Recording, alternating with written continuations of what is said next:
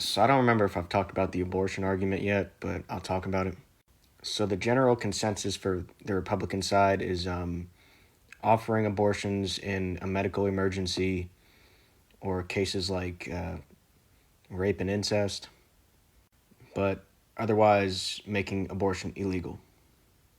So when you're arguing with Democrats, you're usually arguing about the abortions that are not in these cases that I've mentioned.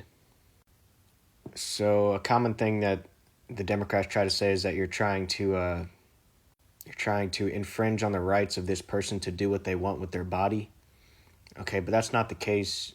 The whole purpose is to protect a body separate from their own. Okay, it's recognizing the embryo and the fetus as separate from the mother and giving that rights.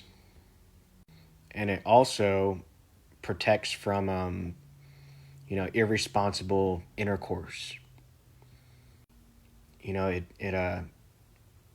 makes it more difficult for women to be promiscuous, to be a prostitute, okay, all this stuff when they don't have access to things like birth control and abortions. So the obvious answer is, look, abortion should be illegal.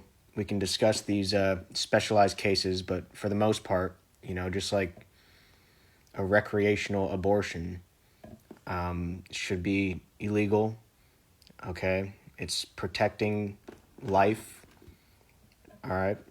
And it's deterring, uh, you know,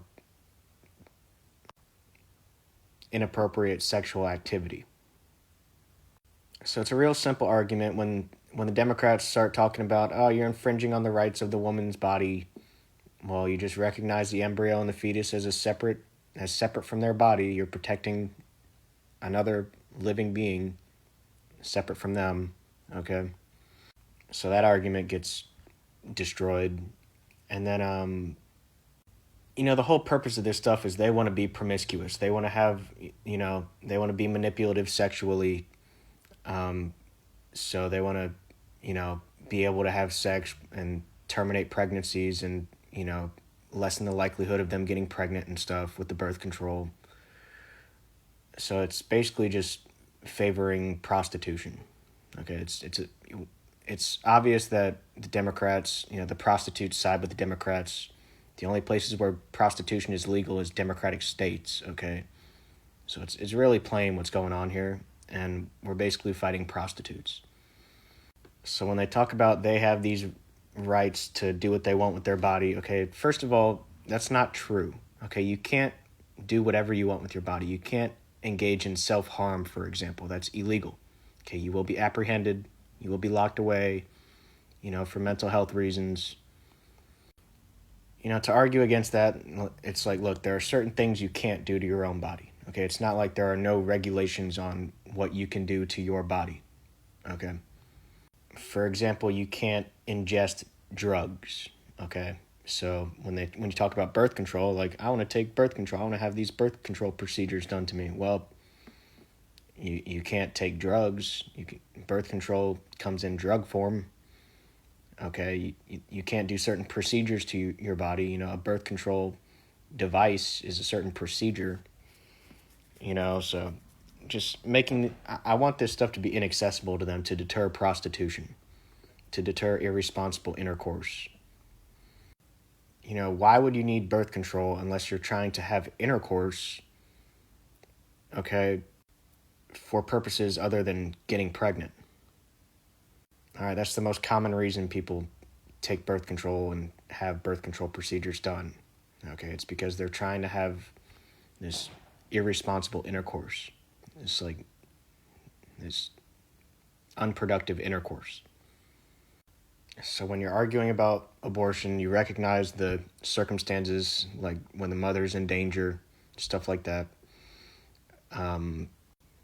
You separate the embryo and the fetus from the mother as a distinct living being. Okay, when they try to talk about you're trying to regulate my body, okay, well, that's not true.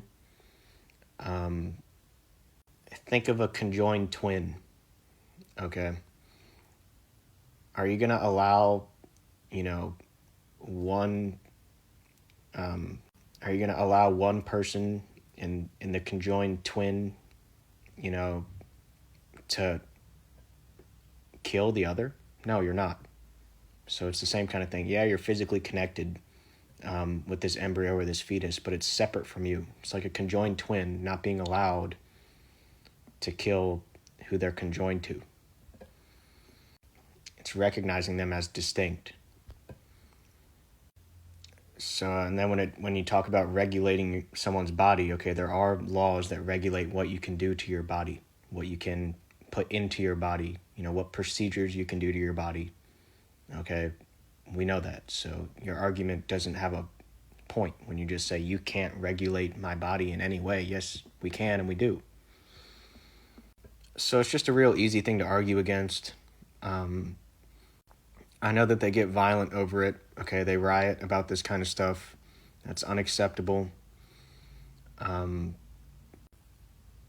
Okay, you know, they get accusational, they come after your jobs, all that kind of stuff. I understand. So I'm not religious, so when you're arguing about something, you can't just say, my God said so. You know, my religion said so. You have to actually explain the objective reasoning behind the rule. Okay? But yeah, abortion's a very simple thing to argue about. Okay, you're trying to deter prostitution. You're trying to protect life. Okay, you're trying to protect, you know, children being born, responsible intercourse, you know, all that stuff. So just recognize these special cases that I've talked about, such as the mother being in danger, you know, having to have an abortion because the mother's life's in danger. And then in the, you know, the basically recreational sense of abortion, argue against that. And it's a simple thing to do. And they might try to fight about it. Okay, just defend yourself and others. You know, have them arrested when they get violent and stuff, when you're just trying to exercise your freedoms. All that stuff.